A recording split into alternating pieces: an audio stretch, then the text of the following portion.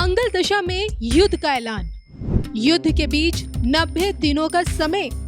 देश विरोधी ताकतों का सफाया। धर्म ज्ञान पर स्वामी योग।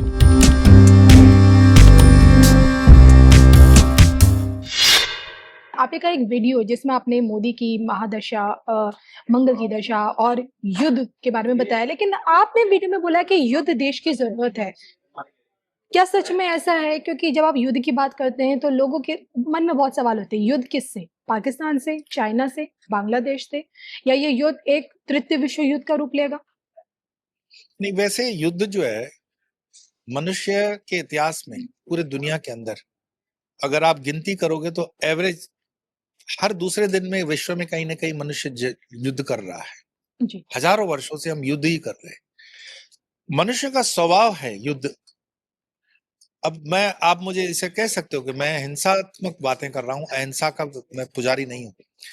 मुझे मनुष्य के जीवन में पूरे दुनिया में अहिंसा का कोई दौर बताओ जब दुनिया में पूरी शांति है, कभी युद्ध नहीं हुआ। ऐसा एक साल बता दो, ऐसा रहा ही नहीं है कभी। यहाँ युद्ध नहीं होगा तो अड़ोस पड़ोस में युद्ध होगा। भारत अपने दर्शन और अपने धर्म के कारण इस युद्ध को टालता रहा है, चाहे वो बुद्ध की वजह से हो, चाहे वो महावीर की वजह से हो, वो जो भी कारण रहा हो। लेकिन युद्ध मनुष्य का स्वभाव, भारत से ज्यादा यूरोप और अमेरिका का उनका व्यापार है। हथियार बनाते हैं, हथियार बेचते हैं, इसीलिए युद्ध होती है। युद्ध के लिए अस्त्र शस्त्र चाहिए। अस्त्र शस्त्र कौन बना रहा है?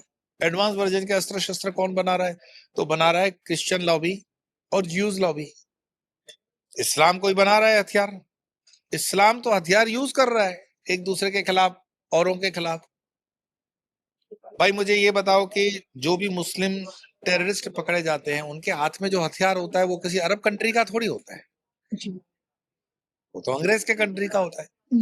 पर उनको ये समझ देने के लिए कि तुम इस्तेमाल हो रहे हो, मूर्ख बन रहे हो, लौट आओ, अपने स्व के केंद्र पे लौट आओ।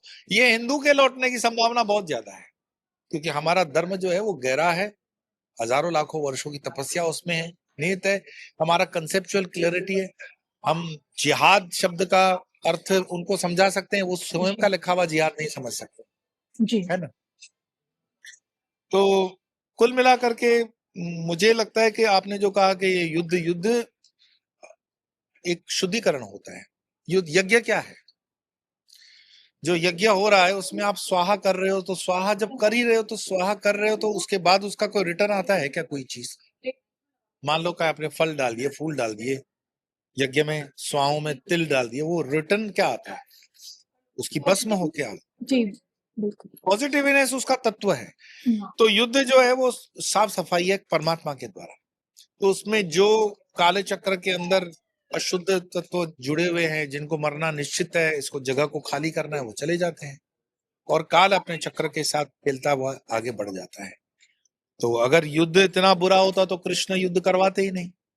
महाभारत का पूरा युद्ध कृष्ण चाहे तो एक सेकंड में बोल देते तथास्तु, युद्ध समाप्त होता। पर युद्ध एक सफाई का भी कारण बनता है। अब इस देश में बॉर्डर्स पर और देश के बॉर्डर्स के बाहर इतनी गंद फैली हुई है। जैसे आपके घर के अंदर मानो आपने बहुत महंगा सा फ्लैट ले रखा हो दिल्ली के अंदर और उसमें चूहे आ जाए तो आप क्या करोगे?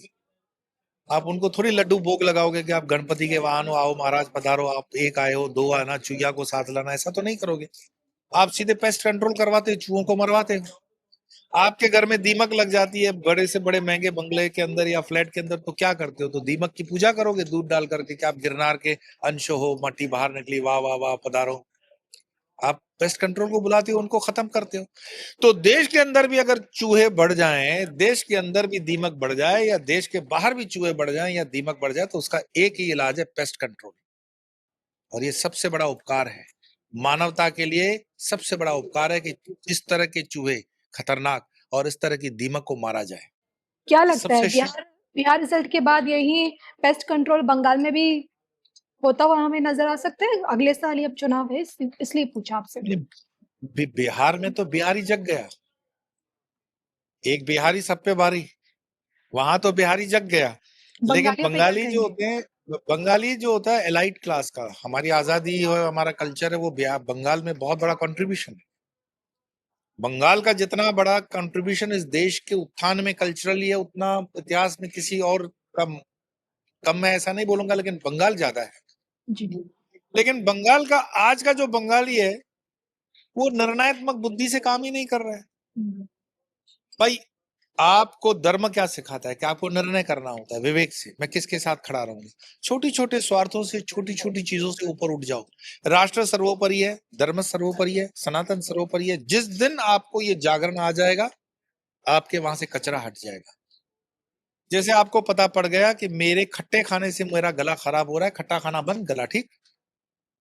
तो बंगाल का जो प्रॉब्लम है आपको पता है, मुझे बोलने की जरूरत ही नहीं है बंगाल में क्या प्रॉब्लम है। अगर आपको पता है कि बंगाल का ये प्रॉब्लम है, उस प्रॉब्लम को दूर कर दो, बात खत्म, बंगाल साफ सीधा हो जाएगा। कुछ चीजें संकेतात्मक रूप से समझी जानी चाहिए, और बंगाली इसमें बहुत स्मार्ट है। टैगोर उन्होंने दिया, नेताजी उन्होंने दिया, विवेकानंद उन्होंने दिया, जी, और नाम बोलो तो उसका अंत न हो।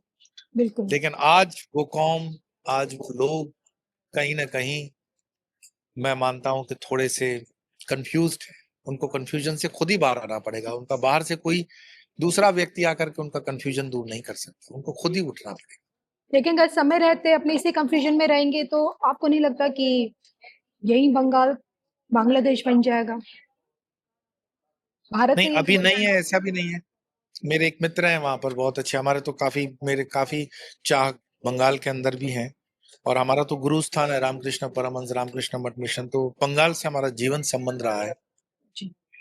तो वहाँ के डॉक्टर्स हैं, पढ़े लिखे लोग हैं, सामान्य कक्षा के भी लोग हैं, तो मैं पूछता रहता हूँ कि बंगाल, तो पता नहीं एक दबी दबी सी शिकायत होती है कि सब ठीक नहीं है। ये हमें भी पता है सब ठीक नहीं है, आप भी जानते हो सब ठीक नहीं है। और उसमें बांग्लादेश वाला फैक्टर भी है, घुसपैठ है, सब ठीक नहीं है।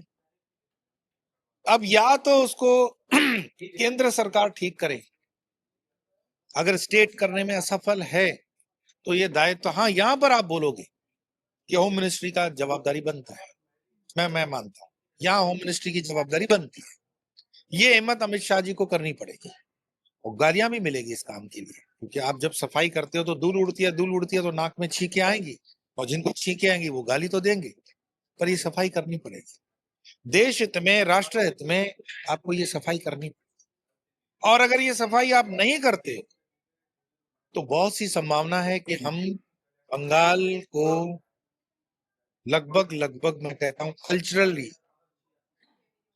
सांस्कृतिक रूप से खो रहे हैं। और बिल्कुल सही कहा सांस्कृतिक रूप से बंगाल के अंदर मिलावट दिख रही है। जी।